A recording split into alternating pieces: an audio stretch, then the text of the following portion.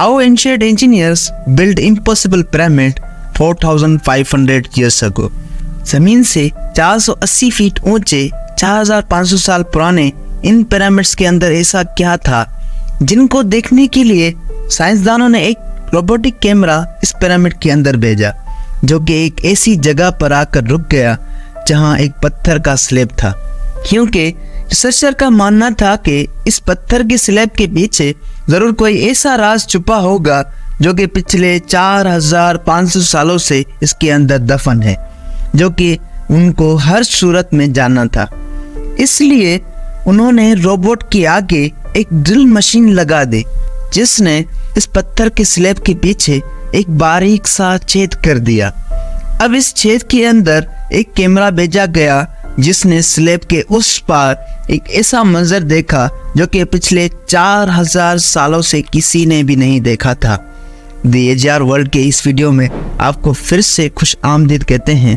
दोस्तों, सबसे हैरान कर देने वाली बात ये थी कि इतने भारी भरकम पिरामिड्स को कैसे बनाया गया, जिसका वजन 6 मिलियन टन बताया जाता है, जो कि आज के 12 बुर्ज खलीफा के वजन के बराबर है। क्योंकि उस टाइम ना क्रेन्स थी, ना बुलडोजर और ना ही कोई टेक्नोलॉजी। हत्ता कि उन लोगों के पास व्हील्स भी नहीं थे, लेकिन फिर भी उन्होंने एक ऐसी स्ट्रक्चर कैसे बनाई जो कि आज तक खड़ी है।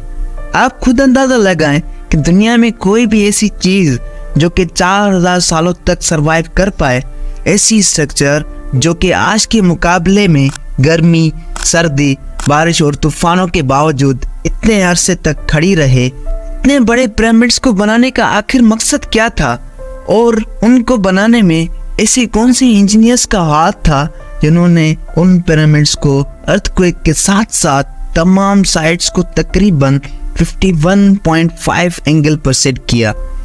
और इस पिरामिड के बारे में हेरोडोटस ने क्या लिखा था, ये सब जानने के लिए हमारे आज की इस वीडियो में आखिर तक जुड़े रहें।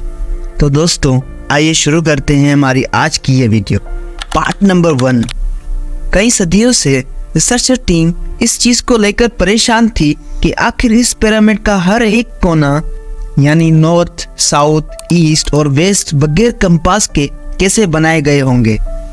कई एक्सपर्ट्स का मानना है कि उस जमाने के आर्किटेक्ट्स ने सबसे पहले ऐसी जमीन तलाश की होगी जो कि लाखों टन वजनी पत्थरों का वजन बर्दाश्त कर सके। उसके बाद पोलर स्टार, यानी जिनसे अर्थ के पोल्स का पता चलता है, जिनकी मदद से उन्होंने पिरामिड्स के हर एक साइड को मार्क किया था। न कोई कंपास और न ही कोई ऑप्टिकल इंस्ट्रूमेंट, सिर्फ बुनियादी टेक्निक से हजारों साल पहले इस पिरामिड की डायरेक्शन सेट की गए, और वो भी बगैर किसी एरर के। Part number 2। अगला पार्ट था जमीन को लेवल करने का।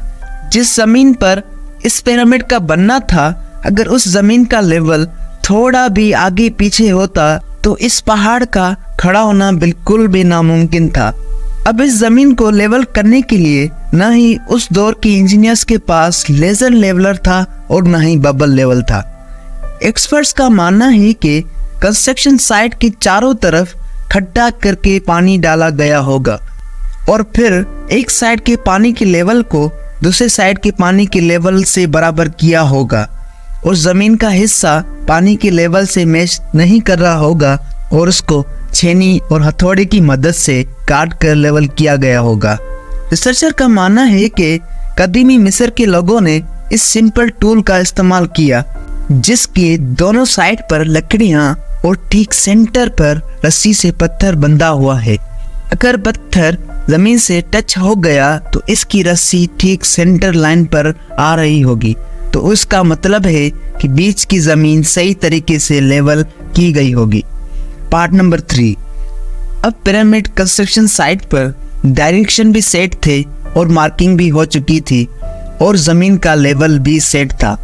अब बारी थी कंस्ट्रक्शन स्टार्ट करने की, जिसके लिए लाखों टन वजनी और बड़े पत्थर रिक्वायर्ड थे। लेकिन ये पत्थर काटने के लिए न ही उनके पास ग्राइंडर थे और न ही जैक हैमर्स। लेकिन आखिर किस चीज की मदद से? जी हाँ, यही वो एक सिर्फ टूल था जिसकी मदद से पत्थर को काटा गया था। यानी छेनी की मदद से। एक्सपर्ट्स का कहना है कि छेनी सिर्फ कॉपर से नहीं बनी थी, क्योंकि उनको यह भी बात मालूम थी कि कॉपर पत्थर को नहीं काट सकता, और इसलिए उन्होंने कॉपर के साथ आर्सेनिक केमिकल भी शामिल किया था, जिसकी मदद से बड़े बड़े पत्थर्स को शेप्स में लाए जाते थे। पार्ट नंबर 4, क्योंकि ये खास किस्म का पत्थर जिसे लाइमस्टोन कहा जाता है, इसकी कटाई construct of pyramid of Giza की जगह से 250 किलोमीटर दूर टोरा के शहर में हो रही थी। अब मसला था ये पत्थर गीज़ा तक ट्रांसपोर्ट करने का, जो 50 टन जो कि 5000 किलोग्राम के बराबर था, और ऐसे 23 लाख पत्थर इस पिरामिड को इस्तेमाल होने थे। इतना बड़ा वजन उठाने के लिए ना ही उन दौर में कोई जानवर काम आ सकता था और ना ही उनके पास कोई ट्रंक्स मौजूद थे। हैरत अंगेज तौर से ये काम वर्कर और कश्तियों के जरिए किया गया था। टोरा और गीज़ा के दरमियान मौजूद रिवर का फ़ायदा उठाया गया। एक्सपर्ट्स का कहना है कि 50 टन वजनी पत्थर को उठाना इतना आसान नहीं होगा। तकरीबन एक पत्थर उठाने में 500 मजदूरों का काम होगा, और फिर बड़े बड़े कश्तियों से उठाकर पिरामिड की तरफ से ले जाया गया होगा। और आखिर में दोस्तों, हेरोडोटस ने लिखा है कि तकरीबन 2 लाख मजदूरों ने मिलकर खुफू के इस अजीम पिरामिड्स को 20 सालों से मुकम्मल किया था।